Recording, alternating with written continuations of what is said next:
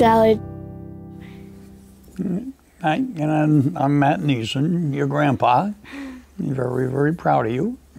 I'm gonna start asking you some questions about when you served. So, like, what branch of service were you in? No, I was in the Army. Right. Yeah. What was your job in the Army? Well, I had quite a few different jobs, depending on where I was stationed at the time. Before I went overseas, I went through training at Fort Dix, and I also drove trucks for taking the troops out to the field or to take them their food as a job, as a detail, they call that.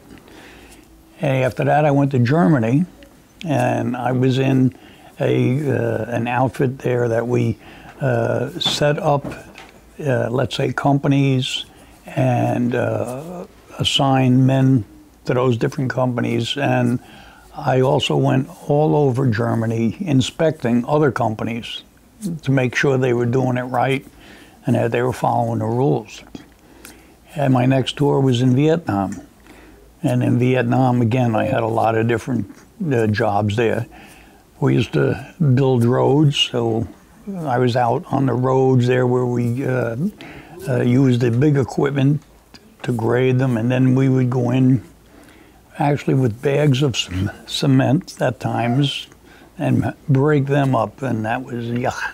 It was nasty, dirty stuff. But we would lay out the roads and build them. We would build the buildings. We would build bridges. But then also, at times, I would do inside work where I was what they call an orders clerk. And I would type up orders and directing other people what they have to do, transferring them when they came, when it was time for them to go home, and things of that nature. So I had a lot of different jobs. Yeah. Even made coffee. Where did you serve? Well, first I served in Fort Dix, New Jersey. That's where I received my training. Then I went to Germany, and it was a little town. It was called Zuffenhausen, and that was near the big city of Stuttgart. And I was in Germany for 10 months, and after that, then I volunteered to go to Vietnam. So I came home on leave, and Grandma and I got married while I was home. And then 3 weeks after we got married, I went to Vietnam. And I was there for a year. I came home, and I was stationed in Albany for 6 months at the end. And that's where I got out of the Army, was in Albany. And I was processing other men into the service. So I would get them signed up if they were drafted or enlisted. So I processed them into the service. Why did you go into the military? Well, because believe it or not, at that time I felt very strongly that it was a duty to serve my country. I was brought up service-oriented. There were 6 boys in my family, and 5 of us served in the Army. Really? And my father served in the Army as well. So my 6th brother served in what they call the civil defense in New York City. So he didn't have to go into service, but all the rest of us served in the Army at different times. And one brother, he served in Germany. My younger brother, he served in Vietnam after I came home. And the other brothers, they served in the United States. They didn't go overseas. How long did you serve? 3 years, and because I enlisted. So I enlisted for 3 years. So I was 64 through 67.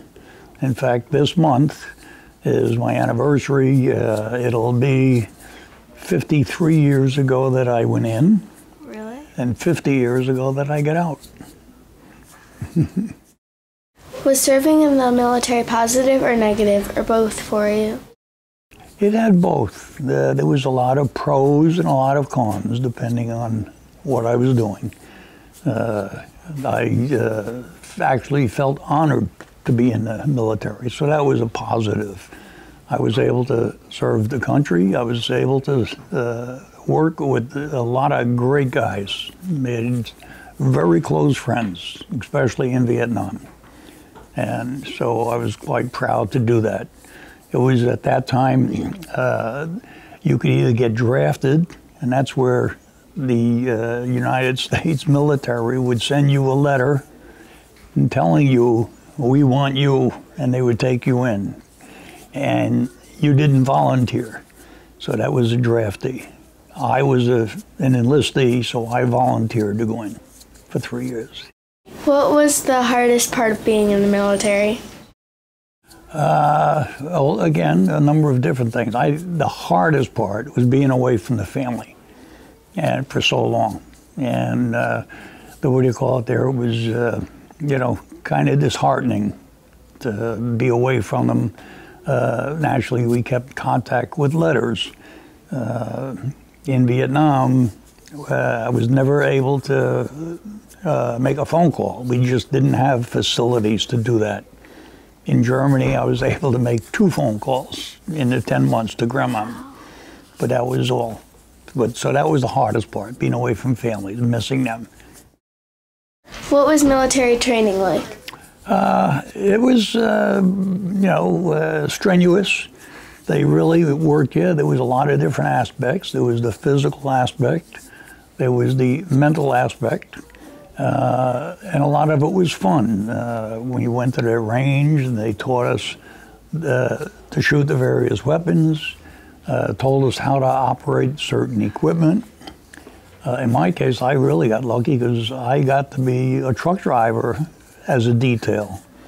But the yuckiest part was what they call KP, where you went to the mess hall to where the guys ate, and you had to often fix the food, but the worst was cleaning the pots and the pans afterwards. So that wasn't fun. What was your favorite moment? Oh, wow. Actually, my very favorite was in Vietnam, believe it or not, because my best friend, who I went in the Army with, he went to Vietnam first.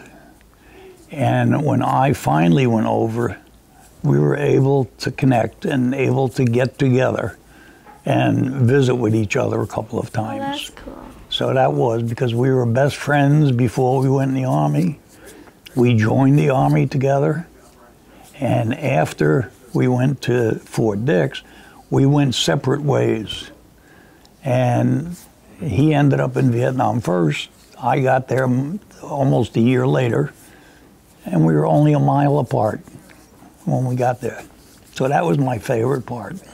Did you form any friendships in the military? Oh, a lot. Every place we went. Because we were all close, and especially in being overseas, where, naturally we were all Americans, so we clung together, we worked together, and we played together. And we had a lot of good moments. And when we were finished, like work for the day, it was kind of difficult at times to communicate with the other people because I didn't speak their language, and most of them didn't speak our language either, so that was difficult. What did you do in your free time? Again, depending on where we went, believe it or not. They used to have what they called a rec hall, where you could go over and play ping pong, shoot darts, play cards, go to the movies, just hang out. When I went to Vietnam, where I was stationed was right on the South China Sea, just like being at the beach. And we used to do a lot of swimming, going into the beach, or into the, it was the bay, but it was part of the South China Sea, they call it. So we used to do a lot of swimming, and believe it or not, we even used to have barbecues. And we would make like a fireplace And when we were able to get meat, the steaks, we'd have a barbecue. So, that part was fun. Yeah, that seems fun. What are you most proud of for serving our country? Well, the fact that I was able to serve, and it was an honor to me because I have garnished a lot of good things thanks to our country, and I felt that it was an obligation for me to do that. And I was able to represent our country in different countries. I was able to serve and help a lot of people in different places that I was stationed. Mainly in Vietnam, where we were actually helping people who needed help. So that is what I was most proud of going there. How many medals have you earned? If so, how did you earn them? Well, there are medals and there are medals. What do you call it? I think I'd rather classify them, let's say as awards, but they gave you a medal. For the various things that we got, I got either 7 or 8, but some of those were just for being someplace. For example, in Vietnam, if you served in Vietnam, you got what they call the Vietnamese Service Medal, and that said you were here. That's really all that does. A Vietnam Campaign Medal, which just showed that you participated in work there. And then you had medals like for being a sharpshooter with your weapons or an expert. I was lucky, I did pretty good with that. I got the expert medals on that. And then you also get honorable medals or ribbons, as you want to call them, for doing your job. And that's the portion that I was most proud of, was getting an Army Commendation Medal for doing a good job. So I was recognized. And that's the most prevalent one that I think. And then after you get 3 years, if you never got in trouble, you got what they call the Good Conduct Medal. So all the guys, no matter what service, as long as you didn't get in trouble, you got the Good Conduct Medal, which is also an honor. A lot of guys didn't get it. Sometimes they messed up, so they weren't eligible. So it really just shows that you did your job. What did you like to eat? Let's see. Hamburgers and actually hot dogs. And that was really the favorite. Once in a while we would get steak, but a lot of times our cooks really didn't do a good job cooking. And what machines did you use?